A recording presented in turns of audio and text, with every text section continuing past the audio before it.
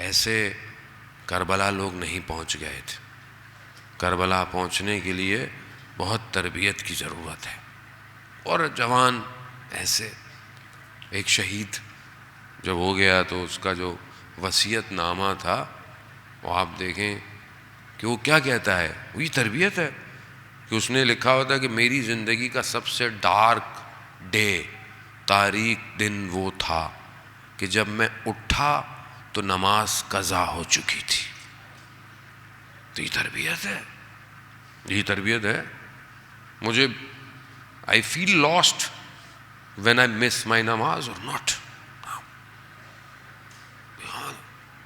یہاں تو غلط لفظ نکل جائے تو وجود بھاری ہو جاتا ہے، کوئی بات ہو گئی، but we never feel it because ہم جس سوسائٹی میں رہ رہے ہیں ہمیں پتہ ہی نہیں ہے کہ کیا ہو رہا ہے.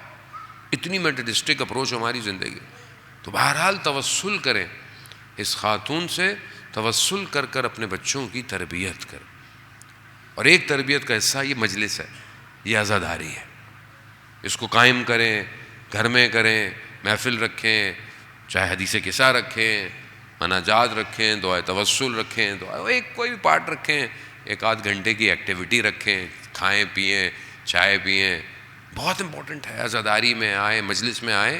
یہ سب سے بڑی تربیت کی جگہ یہ مجلس ہے، یہ عزاداری ہے. یہ اس کے ثمرات شاید آپ کو نظر نہ، آپ انڈرسٹینڈ نہ کر پائیں، لیکن پوری دنیا میں اس کے آج رزلٹ نظر آ رہے ہیں. انسان محترم آج پوری دنیا میں. بہرحال یہ پھر میں وہی کہوں گا کہ کمال ہمارا نہیں ہے، یہ ان کا کمال ہے جنہوں نے اسلام کی خاطر قربانیاں دیں.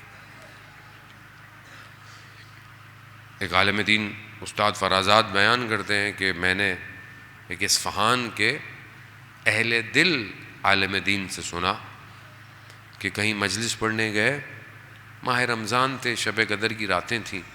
تو میں نے دیکھا کہ خاتون آئی، بہت گریہ کر رہی ہیں، بہت گریہ کر رہی ہیں. میں نے کہا کہ کیا ہوگا؟ کہا روئے جا رہی ہیں، روئے جا رہی ہیں. تو میں نے کہا کہ وجہ کیا ہے؟ کہا کہ میں کل آئی تھی مجلس میں اور مجلس میں چائے ڈسٹریبیوٹ ہو رہی تھی، بچے زیادہ تھے، تو میں نے ایک بچے کو آدھا کپ دیا. اب میرا چھوٹا بچہ تھا، وہ بھی ضد کر رہا تھا کہ مجھے بھی چائے پینی ہے.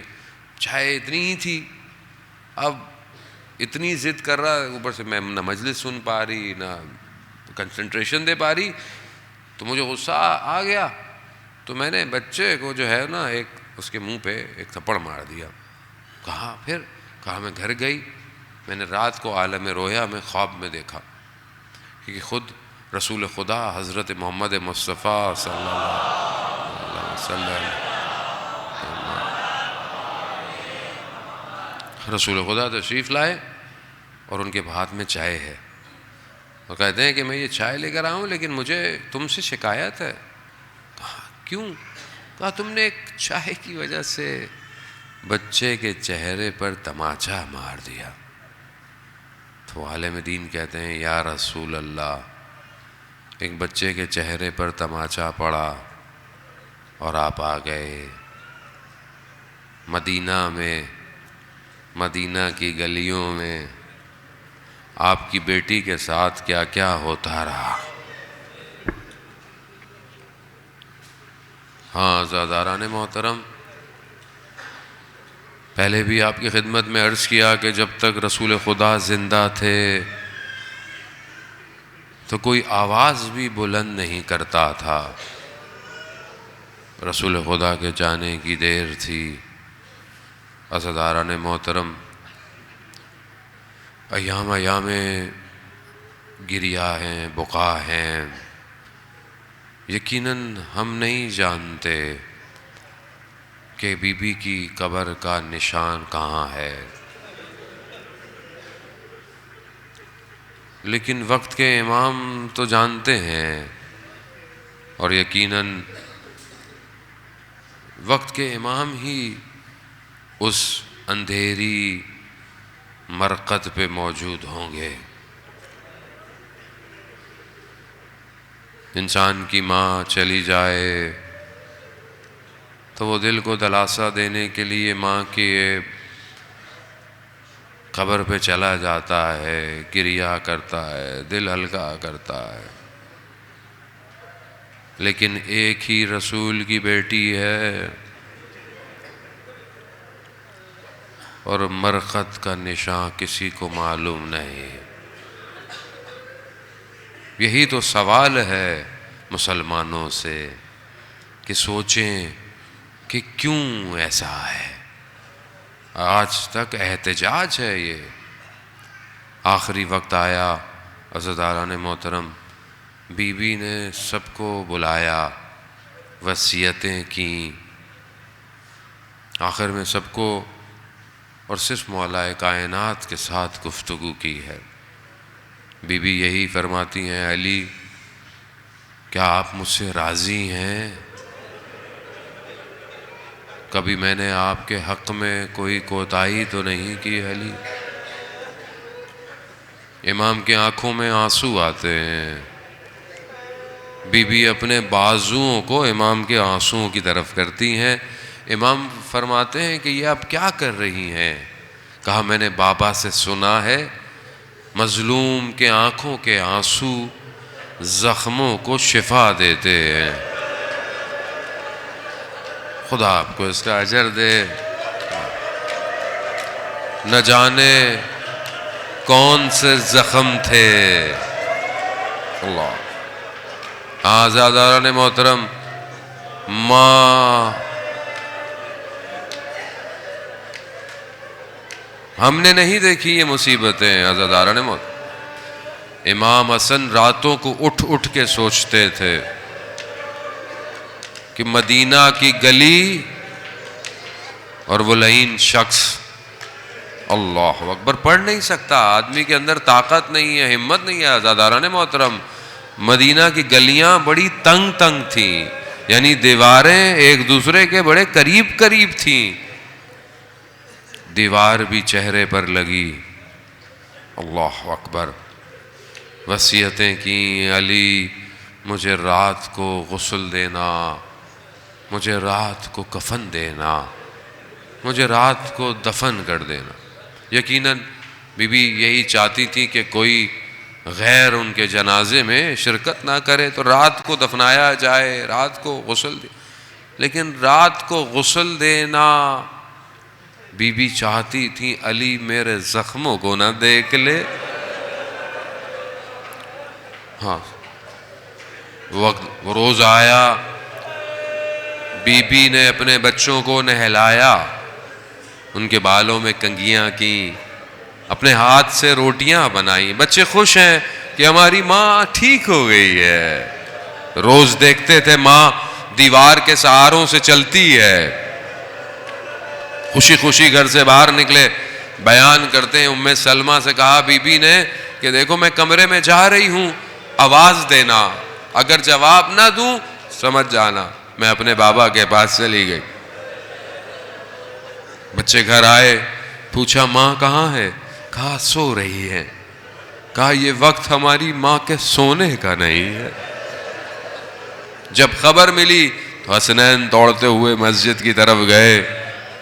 وہ علی جو 2 انگلیوں سے خیبر کو اکھاڑ دے، جب یہ خبر ملی چہرے کے بل زمین پر آئے.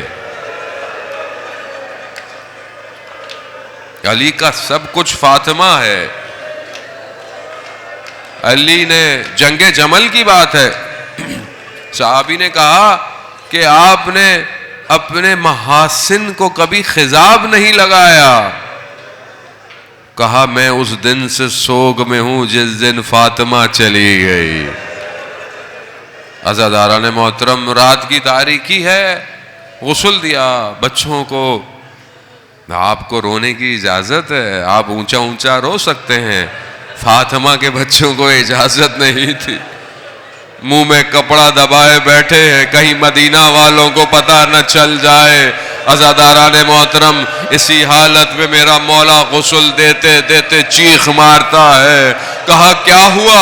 آپ تو بچوں کو چپ کر آتے تھے.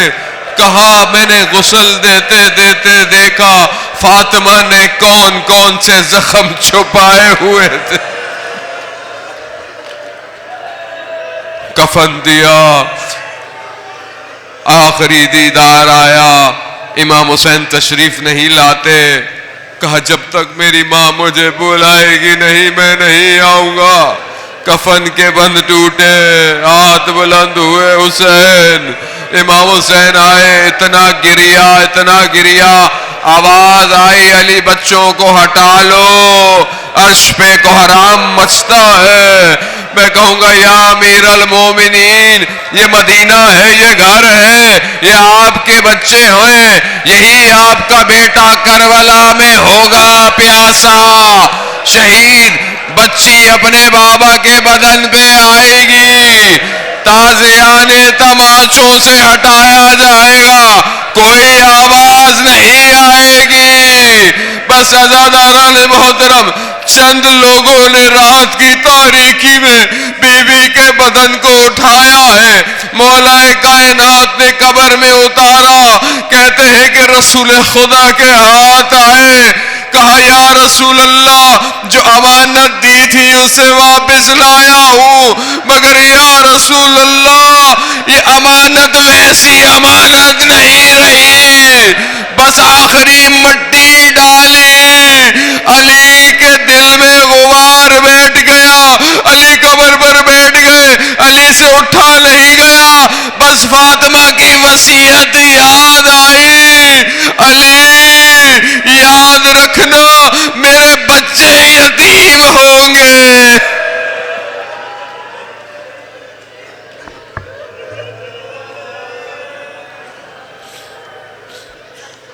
الا لعنۃ اللہ علی القوم الظالمین وسیعلم الذین ظلموا ای منقلب ینقلبون. ماتم حسین.